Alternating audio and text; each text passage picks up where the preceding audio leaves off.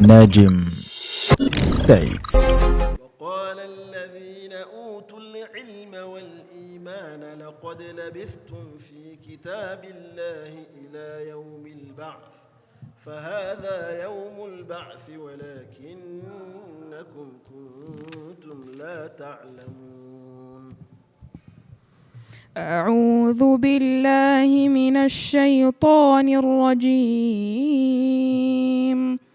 بسم الله الرحمن الرحيم. وقال الذين أوتوا العلم والإيمان لقد لبثتم في كتاب الله إلى يوم البعث فهذا يوم البعث ولكنكم كنتم لا تعلمون. وقال الذين أوتوا العلم والإيمان لقد لبثتم في كتاب الله إلى يوم البعث فهذا يوم البعث ولكنكم كنتم لا تعلمون.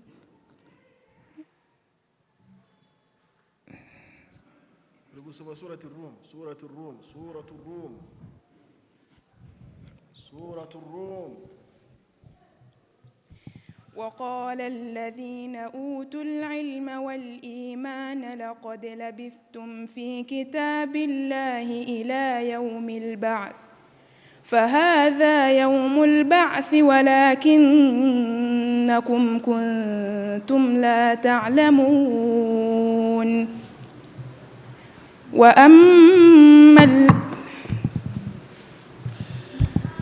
فيومئذ لا ينفع الذين ظلموا معذرتهم ولا هم يستعتبون.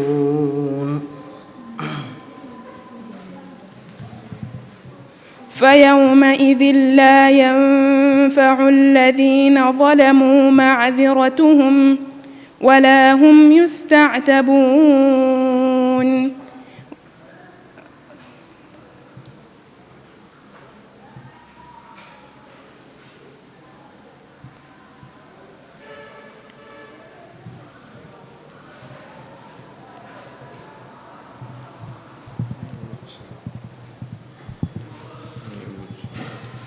ولقد ضربنا للناس في هذا القرآن من كل مثل ولئن جئتهم بآية ليقولن الذين كفروا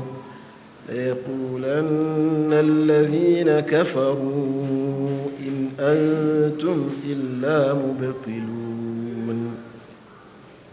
وقال الذين أوتوا العلم والإيمان لقد لبثتم في كتاب الله إلى يوم البعث فهذا يوم البعث ولكنكم كنتم لا تعلمون.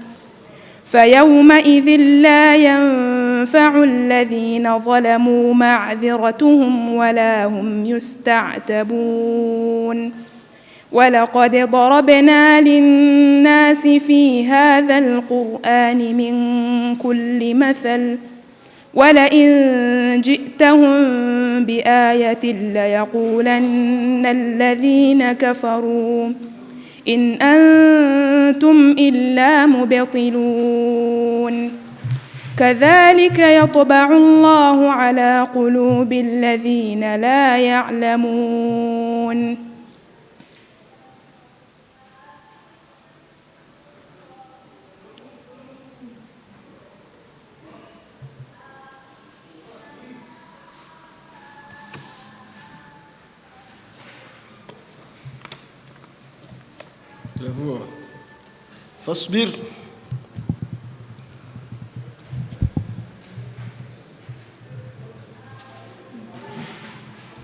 فاصبر إن وعد الله حق ولا يستخفنك الذين لا يوقنون.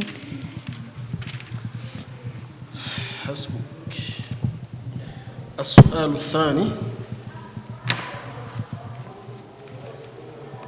السؤال الثاني اقرأ من قوله تعالى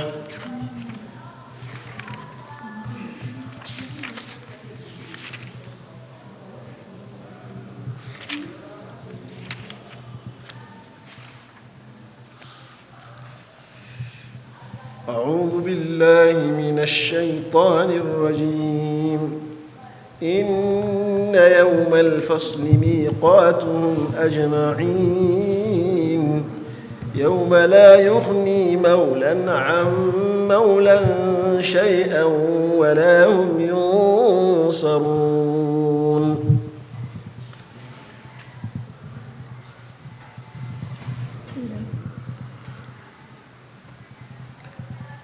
إن يوم الفصل ميقاتهم أجمعين يوم لا يغني مولى عن مولى شيئا ولا هم ينصرون إن يوم الفصل ميقاتهم أجمعين يوم لا يغني مولى عن مولى شيئا ولا هم ينصرون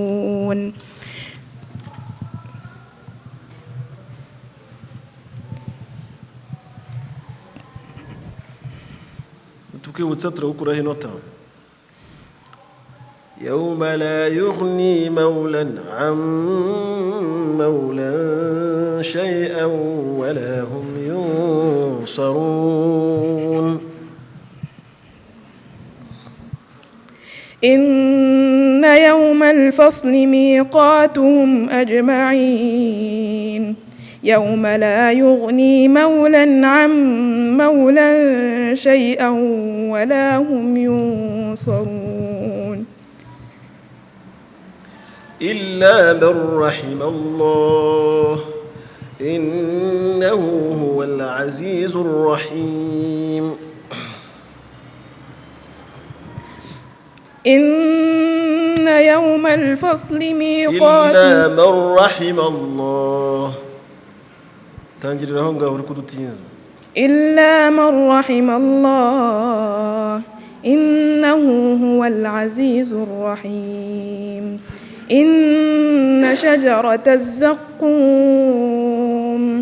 طعام الأثيم كالمهل يغلي في البطون كغلي الحميم خذوه فاعتلوه إلى سواء الجحيم ثم صبوا فوق رأسه من العذاب الحميم ثم صبوا فوق رأسه من العذاب الحميم ثم صبوا فوق رأسه من عذاب الحميم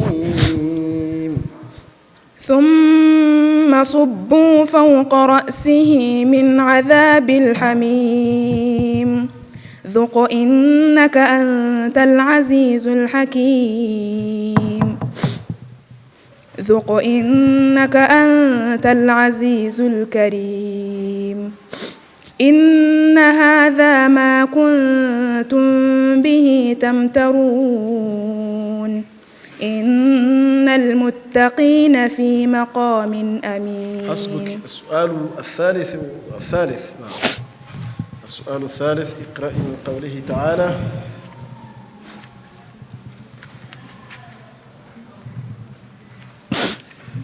يا أيها الذين آمنوا لا ترفعوا أصواتكم فوق صوت النبي ولا تجهروا له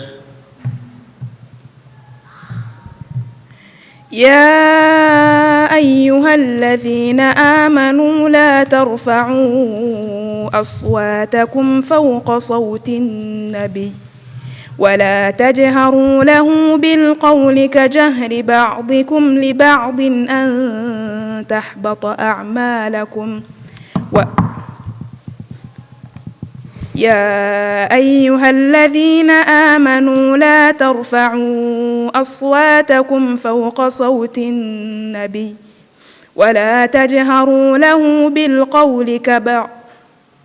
تجهروا له بالقول كجهر بعضكم لبعض أن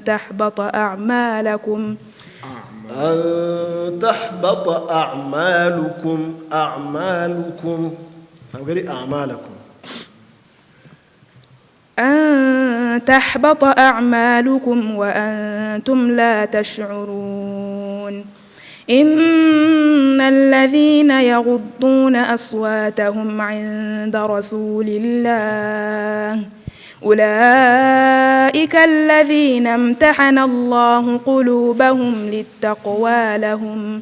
للتقوى لهم مغفرة وأجر كريم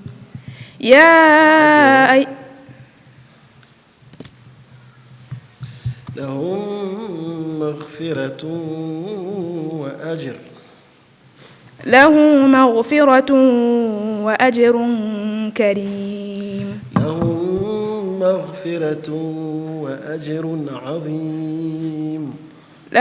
مغفرة وأجر كريم يا أيها الذين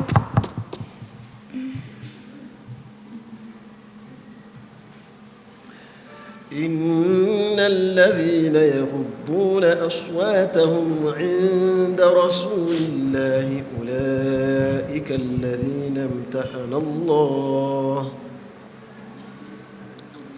إن الذين يغضون أصواتهم عند رسول الله أولئك الذين امتحن الله قلوبهم للتقوى لهم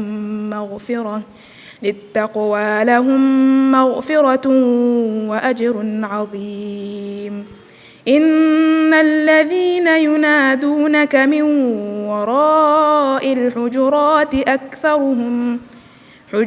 أكثرهم لا يعقلون. أقول جميع بتانجي لكل حجرات بس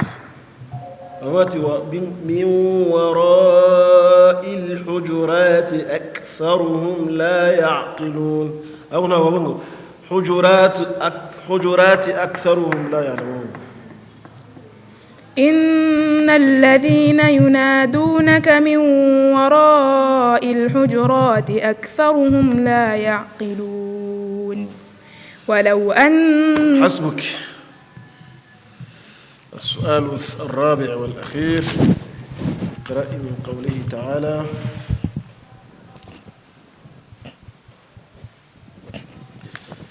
أعوذ بالله من الشيطان الرجيم خلق السماوات والأرض بالحق وصوركم فأحسن صوركم وإليه المصير.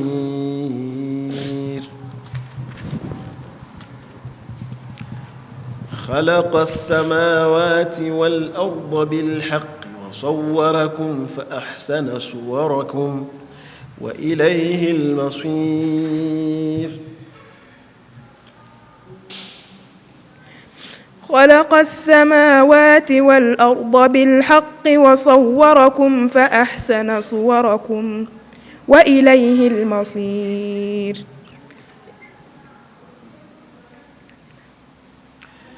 خلق السماوات والأرض بالحق وصوركم فأحسن صوركم وإليه المصير. وإليه المصير يعلم ما في السماوات والأرض ويعلم ما تسرون وما تعلنون.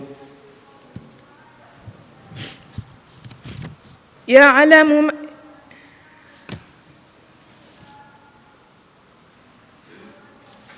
سورة التغابن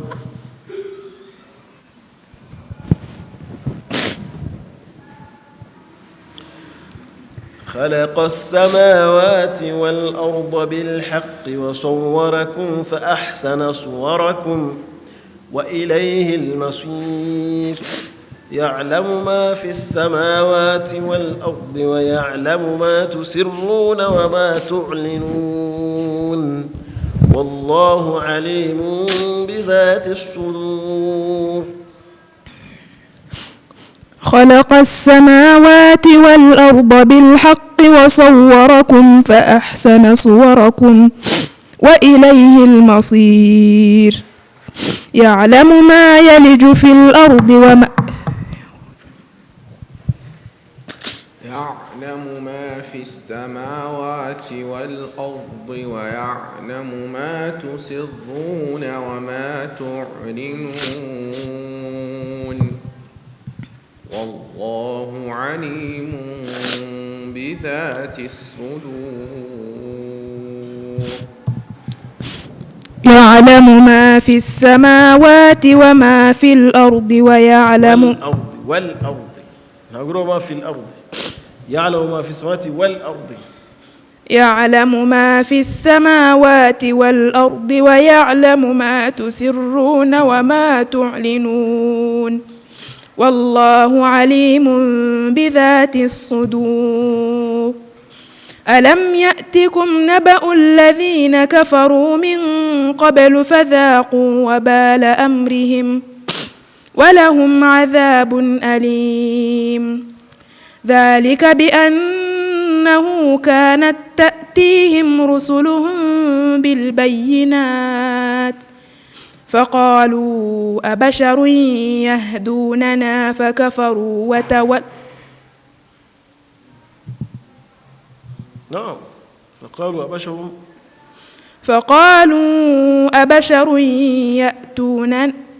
فقالوا أبشر يهدوننا فكفروا وتولوا واستغنى الله والله غني حميد زعم الذين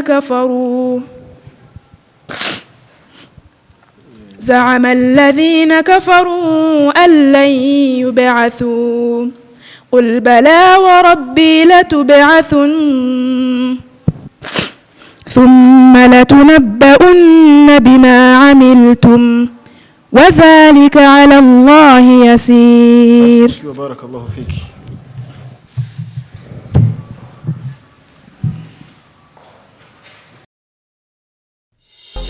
ناجم سيد.